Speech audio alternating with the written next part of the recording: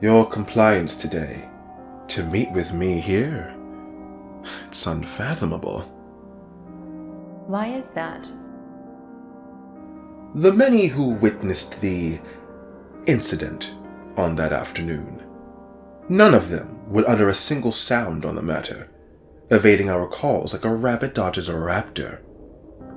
But you've eagerly agreed to meet me here after just one call, and recount all that you can to me. Do you understand? Well, I couldn't imagine confining something like this to the caves of one's mind. We all witnessed the same thing in the same place. The very place in question, at the corner of 55th and Concord. All right. But the reticence that withheld the others from meeting with me, that sapped the will from their bodies and the words from their mouths, that reticence I do not find in you. What is it, you surmise, that the others are feeling that keeps them quiet? What is it that perhaps they've continued to feel since that day?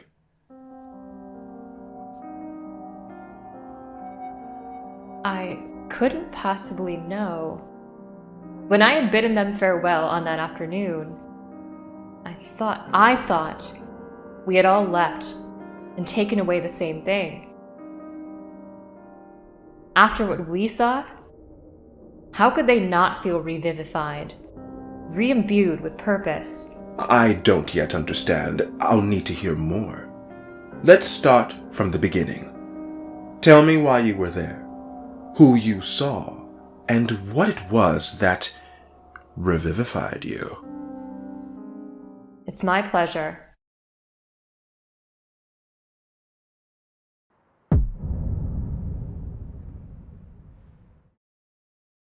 Upon arriving in this new land, the first of my travels was to a common drugstore. When one imagines visiting a drugstore, the items of interest are often pre-established and visualized. Thus, the mission to retrieve such items is rather automatic in its execution. The institution itself, at least in theory, is characterized by a level of predictability and convenience that surpasses that of nearly every other creed of business. Notions of easy, in-and-out transactions, as well as images of people lining up to be serviced, are likely to surface. The line remains the most apparent reflection of a store's ecological and economic livelihood. Its size, its constituents, and its aura immediately unravel a story of its joys and its ills to all those within the building, and to higher agents who spectate from afar. The line is also the sole area in which shoppers are mandated to arrange themselves so deliberately, both in their alignment and in their evenness and proximity to the next shopper, especially during eras of widespread plague. Adding more humans to the line certainly increases the potential for oddity, for peculiarity to arise, and peculiarity is an ailment that can and does, albeit rarely, threaten the sanctity of the store. This is the tale of one such anomaly, and its conjurers too. Before recounting this to you, I must confess that I may very well be responsible, at least partially, for birthing this anomaly, and this is why. What warranted my visit was an item that, I presumed, would require me to navigate to the furthest nook of the store, far removed from the more orthodox items that one usually adds to their basket. I desired this particular item not out of personal want or primal need, but merely to fulfill my mother's bidding, and so I arrived promptly at the site of interest on a serene afternoon. My feet topped the urine-tinged asphalt, which lay wholly unstimulated by the drab, gray serpents of light that slithered through the clouds from above. Now approaching the clear doors of the mart, I peered into them cautiously, eyes trained on a straight line of bodies.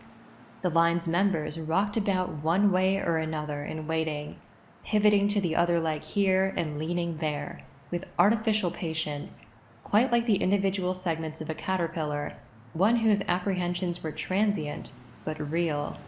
Each segment of this caterpillar seemed ready, be it eagerly or indifferently, to own what lay in its hands and abandon the premises.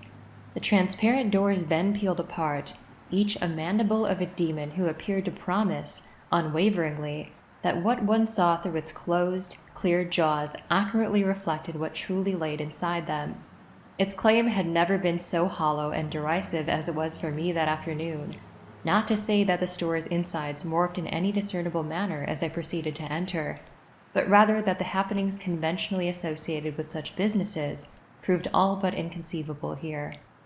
I passed the vestibule as the jaws clacked shut behind me, and cursorily scanned the store's insides once again.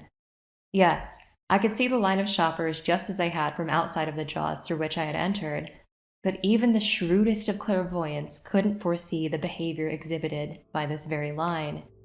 As I said, I am partially responsible for these oddities, and again I ask that you attribute this to my very particular need, and thus the intricacies of fulfilling that need. As I stood near the line, studying the clerk's banter with the buyers, it became apparent to me that this line would not satiate my wants. Quite like I had imagined, the furthest recess of the store was solely capable of generating what I desired. I was guided by a viridescent sign, upon which the word photo was etched in large white text, the only sign like such in sight, and the only entity audacious enough to hang suspended in the air, rather than lounge idly on a lowly shelf. On my path to it, a number of characters in the line acknowledged my glances as I passed them by. A bald, red-faced man who bore a panacea of a smile, as if his sanguine cheeks and unfaltering grin could vanquish all that ailed our world. A pudgy, elderly woman with a sort of squiggly brown bush for hair, curly as could be, with a visible restlessness animating her idle stance, shifting her about this way and that. Smaller and smaller, infinitely it seemed, did those two appear to me as I trod closer to that brazen sign, and as I peered upward, from directly beneath it, I could discern no thread or string by which the sign was suspended. Realizing this, I could only deem this banner my halo ethereal, and I its angel mild. I eyed the white counter beneath that levitating halo, a table which shelved a number of feeble, ailing machines. The item my mother requested could only be generated by these ancient screens and dusty electronic boxes who were far overdue for extinction. Wheezes and hisses and pops and grumbles were emitted incessantly from these mechanical prisms, as if seeking to catalyze their own ends. Who claimed the right to this hospice, I wondered? Who was the caretaker of these instruments that sputtered so asthmatically on this sorry altar beneath this halo? Be it my place or not to deplore and condemn, the negligence here was palpable, sickeningly so. A faulty air was generously exuded by these apparatuses with every passing moment, I suspected. How could this be in a drugstore? But it was. However fantastic the suspicion may have first seemed, I adduced one piece of evidence that seemed plausible enough. A sizable buildup of phlegm had materialized in my throat and nose. As mere seconds after approaching the machines, I began to hack and wheeze, as if absorbing and rejecting the essences of the frail and dying artifacts around me. In order to mitigate this inconvenience, I took a few steps back and opted to request a helper to shorten my visit. Holding a photo in my hand and raising it high, I successfully signaled to a clerk at the store's entrance, who appeared apt as could be for the day's callings. She began marching towards the forsaken corner of the store from which I had waved. Her strut conveyed absolute deliberation, every stride equally long and symmetrical to the one that followed it. She bore an expression just haughty enough to discourage defiance and command order. Her hair was tucked into a high, tight bun, in such a manner that it wouldn't, and couldn't, dare to interfere with her urgent dealings. She was the helper above all other helpers. The squiggly brown bush of hair, the very same that I had marveled at when I had entered, seemed to have swiveled around as the helper trod past it so vehemently, as the hair's owner became, understandably, captivated. After an ephemeral exchange of words between the two, the chubby woman proved intent on joining the helper, and me as well, after her business with the cashiers. But after that business was complete, as I had witnessed from afar, she would advance towards me in a manner that'd squeeze a flurry of sputters and stammers out of Darwin's quivering mouth. Upon all four limbs she started, her hind legs propelling her forth as she caught each yard of flooring with her other two limbs in front. Somehow, her musculature proved capable of doing this with all the genetic vigor of a feral canine, and despite the weight that her limbs needed to support, she had almost caught up to the helper in her journey to my corner. I'll pause on telling this account, as it seems necessary here. I'm aware that claims like these, like that of this woman's movement, can be insurmountable to accept, and that you may deem me a fancier of lies or of lunacy. But I can assure you that these happenings could not possibly have been avoided or overlooked on that day. This is not a recollection of a raging nightmare or even of a fantastic daydream. It is an account of fate, and fate is a machine of the utmost deliberation. It informs us of the ills of our ways in whatever manner it must. In the moment, I blinked, I squeezed my hand, I pinched myself, sure. But after that day, I have reminisced upon this experience with a newfound sense of sympathy and respect, sentiments that you cannot yet hold for this tale, for perplexity is clouding your faculties at the moment. But by the end of the story, these sentiments, I hope, will manifest themselves through you as well, and you too will share this tale out of necessity, for it speaks wonders to the betterment of the world we inhabit. Take a deep breath, let your heartbeat normalize, and let us resume. One more figure started towards my corner, to the right of that hefty, galloping gal, that same bald man, grinning just as he had been earlier. He pursued the canine woman from behind as a whistle escaped his healthy lips, with all the joviality of a man walking after his dog, a well-trained one that warranted no leash. The helper reached me first, met my eyes, and then took a step behind the altar, priming the electronic boxes for use. When I landed my sight back on the other two, I found a man and a woman, walking just as they had rightfully evolved to walk, and nothing more. They sought after something like I did in that decrepit recess of the store. You'll have to wait a moment. These two will be done quickly, the helper asserted, and in my very gut, I knew not to contend with her. I instead let the squiggly bush-haired lady seat herself in front of the screen on the left, and observed the bald man conversate with the helper as he perched on the chair on the right. I'll hereby refer to the woman as left and the man as right. Wondering why the wants of these two were so decisively easier to fulfill than my own, as deemed by the helper, I approached left and proceeded to inquire about it. Well, you see, she began, her wrinkled lower lip dipping and rising as she spoke like a babbling infant. I want to make this picture bigger so I can frame it. It was a family photo depicting two young sons and their parents huddled together in a cavernous backyard, full of lush greenery. Everyone's head was topped with deep, mahogany brown hair. The woman's hair seemed considerably fuller in the photograph, and her skin clearer. When was this taken? I continued. What was that? Sorry, I can't hear all that well. When was this photo taken? A few years back, she admitted. I'm glad this store offers this service because I need it done by tomorrow. What's tomorrow? Well, she hesitated and chuckled for a moment. So my friend took this a few years back, and I haven't seen her since. I always tell her I love her photos. She's visiting tomorrow, and I can't let her see that I haven't framed any of them. The giggles that followed ended my interrogation. The helper took the photo from left and positioned it beneath the bed of one of the devices. She collapsed the apparatus's roof onto its bed, constricting the image between the two surfaces as it squealed and screeched. The digitized image was then displayed on the screen before left. Upon clicking and dragging the corners of her family photo and failing to arrive at any definite dimensions, her two front teeth began biting down on her lower lip, a squishy sound being produced by the friction. An audible utterance of vexation escaped through those two front teeth, and was promptly mimicked by the mechanical prism in front of her, their whines matching in duration and in pitch. The helper sighed in response to the two whines. "What's the issue?" she snapped. I want a little more white border. If it's too big, I'll just cut it, no problem," Left said. Helper curtly grabbed the mouse and shrank the border once again. "No, with 4x4, you'll get some extra border anyway," she said. It was only then that I took note of the helper's accent when she spoke. While it certainly elevated her matter-of-factness to even greater heights, its precise place of origin remained an enigma. My eyes darted towards Wright as he let out a cough.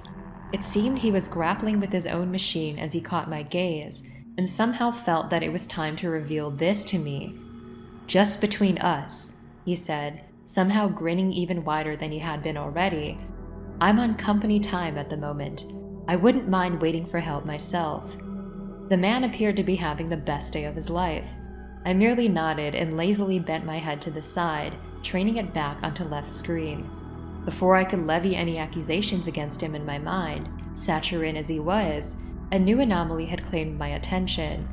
Hisses and wheezes and groans began to crescendo to the most obnoxious decibel levels yet, from the prism that fueled Left's operations. Her dismayed eyes reflected a dizzying sea of rectangular options on the screen that proved beyond alien to her. What then ensued was the leech-like drainage of her mental capacity by the task of digital navigation that so tormented her. It appeared that with every action she took, the prism's sorrows grew more and more severe, audibly so. She poked at one button after another, with the helper clicking here and reverting there, all to no avail, and to new depths of befuddlement still. With every click, more dialogue objects and options would materialize on the screen, infinitely so. It was a demented marriage of visual calamity and degenerative cacophony, a digital ailment induced by human neglect. An excruciating strike landed upon the top of the prism, after which the helper retracted her hand. This did nothing to stop its incessant wailing. Its infant cries even implored the shoppers and the clerks to glare towards it in awe, a couple of whom whipped out their own devices to document the anomaly that was emerging before their eyes. As their more modern devices chirped and chimed gleefully, the prism in front of Left grew deafening. Wright stood up and swiftly retreated a few yards back from the counter, and I followed without hesitation. I can't size it the way I want. Should we start over? And also, what is that noise I'm starting to hear? Left said. Let me sit down. You're not listening to me. I am The helper hacked a couple times, coughing out that feeble, anemic air that ailed this far recess of the store. She slapped the rectangular prism twice more in frustration and sat down in front of it as Left arose and backed away. The helper simply wouldn't succumb to the machine's cries. This was her duty, and she would ensure compliance. I am the steward of this place. I've worked with these machines for years. That is incorrect. A voice interjected from within the prism. Wright and I winced in shock at the metallic, staticky timbre of the voice. The viridescent sign above the helper began to twitch spasmodically, and at a terrible angle too precise to attribute to gravity alone, descended down upon the back of the helper's neck, pinning her down to the white countertop. Shrieks of panic began to fill the store, now from the humans and not the ailing machines. First comes the judgment, then comes the verdict. The voice bellowed with an erratic fervor. It was then that the prism directly in front of the helper's pinned head underwent a fit of violent spasms, its front radiating heat as it shook itself on the table in rage. An ear-splitting pop rang throughout the drugstore as the front of the prism burst open, combusting directly onto the helper's weeping face. I could only discern a ghastly spray of vermilion liquid and wet flesh that spattered onto the white counter before the voice's owner revealed its face. It was from that same prism, which now lay charred and silent, that the creature emerged. It couldn't have exceeded 20 centimeters in height, and was about 1/5 as wide, its body coated with a sort of translucent dark fur, quite like that of a black cat. I deemed its eyes to be two silvery orbs that remained in no definite region of its body. They instead traversed through varying areas of its limbs and abdomen, independently from one another, a paralyzing sight that made it nigh impossible, yet unfailingly captivating, to determine where its face truly lay. It is precisely for this reason that I have since failed to recall any other details regarding its bodily composition or structure. It may or may not have possessed limbs or an abdomen at all. As left, right, and eye remained transfixed on its eyes, it leaped, or floated, as it was difficult to truly discern how it moved, onto the crimson sheet of gore on the countertop. She was incorrect. It is me. I am the steward of this place, said the steward, as our hearts began to palpitate in disquiet. The steward then proceeded with 6 more denominations. I am the vitality of these ailing machines, the devices that you have forsaken. I am the voice of the dying, those who can solely utter in the language of pain.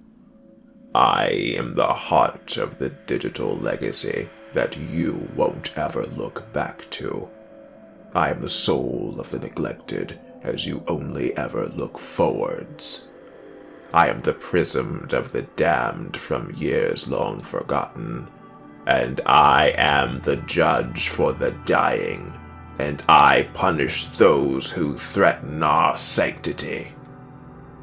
An aura, certainly palpable in its thickness and translucent in its visibility, began to pervade the store. You have breathed in our air, operated us to the brink of death, and what do you do then? You leave us to rot in the dust. You beggar. You strike us. You acknowledge our existence only as a last resort, only for the most selfish reasons. And for that, I am justified in the frights that I conjure. I am right in my decision to taint this air that you breathe if I must. I will, if nothing else, inspire in you a sense of responsibility and use any means necessary to do so. I bid you farewell now. I hope that you can share my message with the rest of your creed and spare any more of them from my judgment. We received this message in its entirety, and save for the helper, who was rightfully executed at the altar, we were able to endure this anomalous happening. It seems that the bystanders had issues retaining their footage of the incident, as their handheld devices were nullified upon hearing the 5th denomination, which I can sympathize with. I hope that you can sympathize with the steward as well. I am merely a messenger of a revelation. I was entrusted with such an obligation, as were the others. And I hope that I've instilled in you some sense of responsibility as well.